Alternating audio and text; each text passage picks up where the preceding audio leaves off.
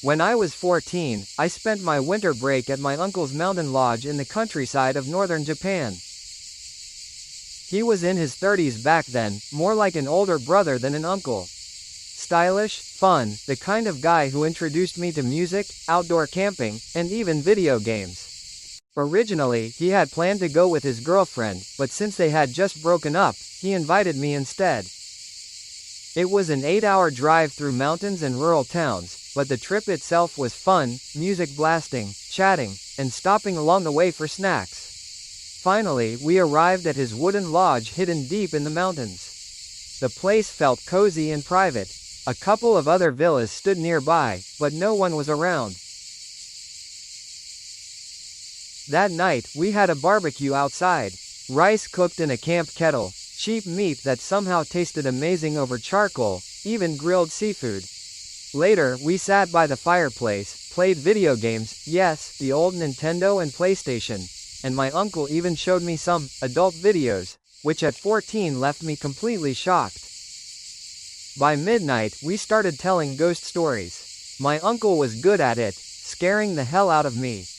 Then, almost as an afterthought, he said, "Listen, whatever you do, never go into the mountain behind this lodge."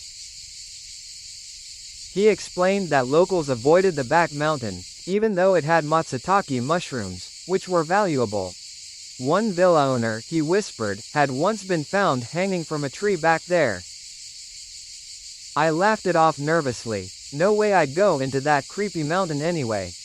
We stayed up until dawn before collapsing into bed. The next day, sunlight woke me past noon.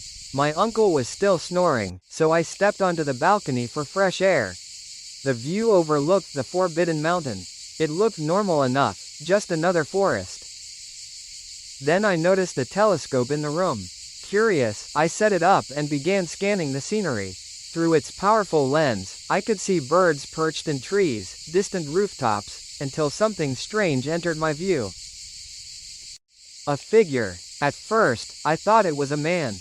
Bald, pale-skinned, moving in a jerky, almost dancing motion.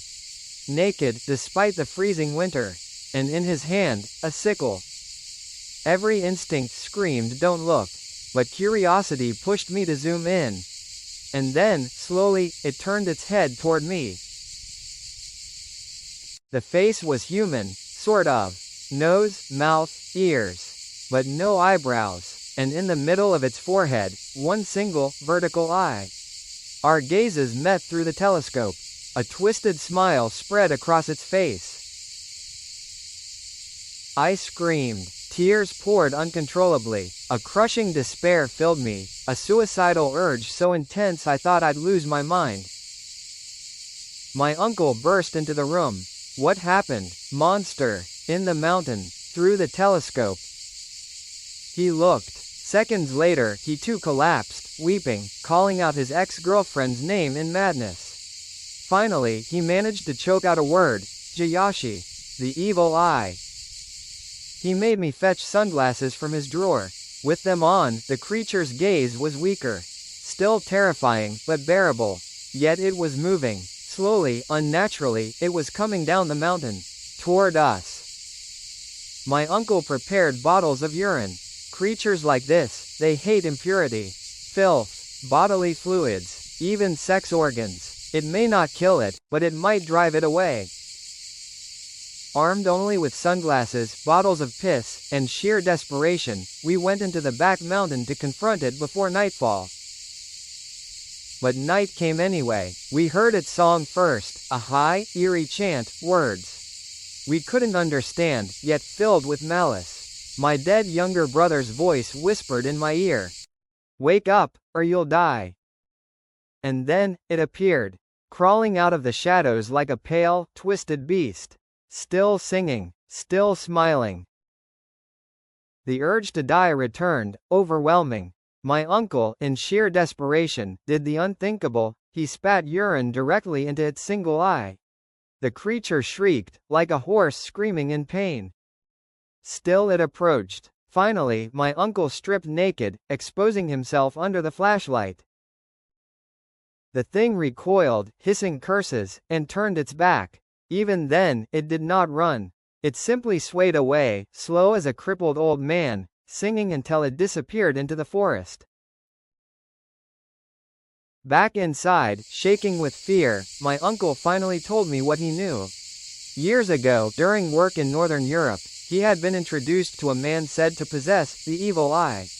A mafia assassin who killed not with weapons, but with his gaze. He had seen it for himself. Just a glance into that man's eyes, and he had been consumed with despair, the overwhelming urge to die. Later, the assassin himself was found dead, bound to a chair, his own eyes torn from his skull, his body surrounded by filth and excrement. Back inside, shaking with fear, my uncle finally told me what he knew. Years ago, during work in Northern Europe, he had been introduced to a man said to possess the evil eye. A mafia assassin who killed not with weapons, but with his gaze. The evil eye, my uncle explained, exists across cultures. In Japan, we call it Jiyashi. In the West, the evil eye. It is not a ghost, not a god, something older, something crueler. We never spoke of that night again. My uncle sold the lodge, and I never went back.